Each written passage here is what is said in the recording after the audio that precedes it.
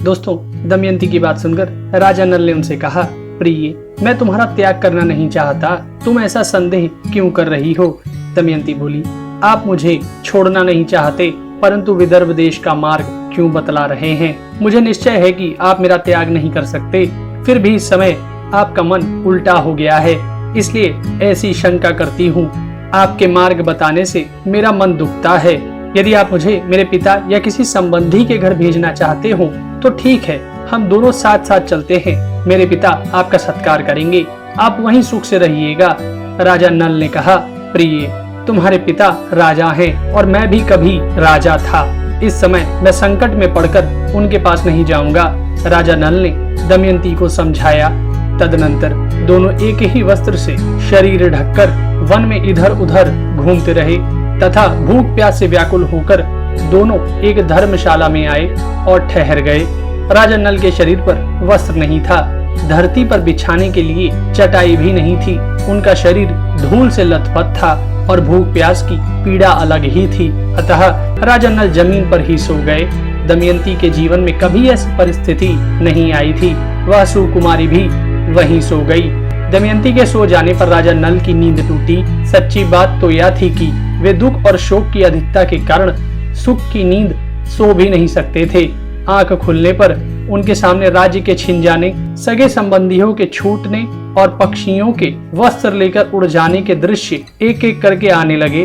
वे सोचने लगे कि दमयंती मुझसे बड़ा प्रेम करती है, प्रेम के कारण ही वह इतना दुख भी भोग रही है।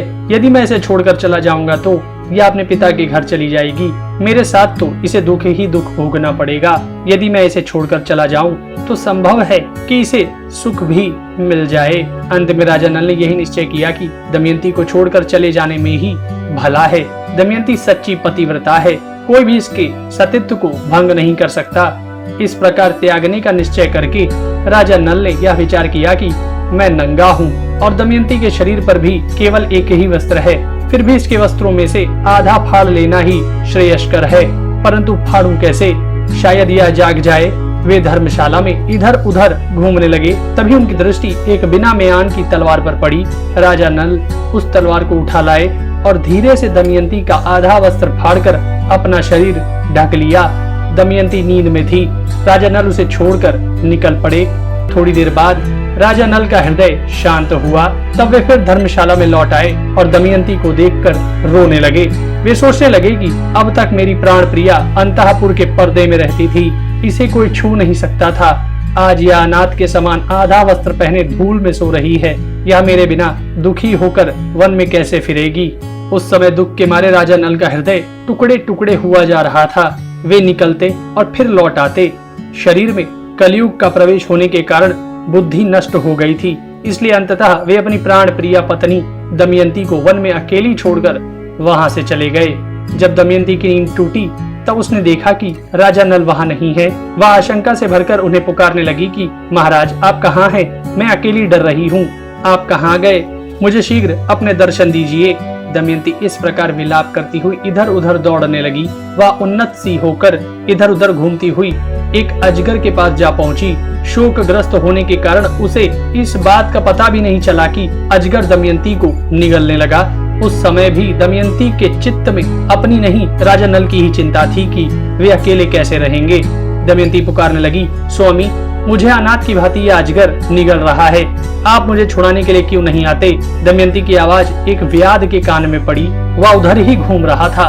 व्याध वहां दौड़कर आया और यह देखकर कि दमयंती को अजगर निगल रहा है, अपने तेज अस्त्र से अजगर का मुंह चीर डाला। उसने दमयंती को नहलाया, आश्वासन देकर भोजन कराया। दमयंती कुछ शांत हुई तो व्याध ने पूछा, सुंदरी, तुम कौन हो? किस कष्ट में पड़कर किस उद्देश्य से यहाँ आई हो? दमयंती ने व्याध से अपनी कष्ट कहानी कही। दमयंती की सुंदरता, बोलचाल और मनोहरता देखकर व्याध काम मोहित हो गया। वह मीठी मीठी बातें करके दमयंती को अपने वश में करने लगा, परंतु दमयंती व्याध के मनोभाव को जानकर क्रोध के आवेश में प्रज्वलित हो गई।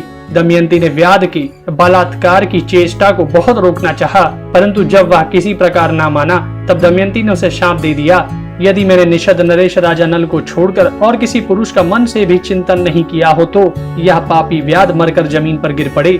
दमयंती के मुंह से ऐसी बात निकलते ही व्याध के प्राण पखेरु उड़ गए। वह जले हुए ठूंठ की तरह पृथ्वी पर गिर पड़ा। व्याध के मर जाने पर दमयंती राजा नल को ढूंढती हुई एक निर्जन और भयंकर वन में जा पहुंची। बहुत से पर्वत, नदी, नद, जंगल, हिंसक पशु, पक्षी, पिशाच आदि को देखती हुई और विरह के उन्माद में उनसे राजा नल का पता पूछती हुई वह उत्तर की ओर बढ़ने लगी।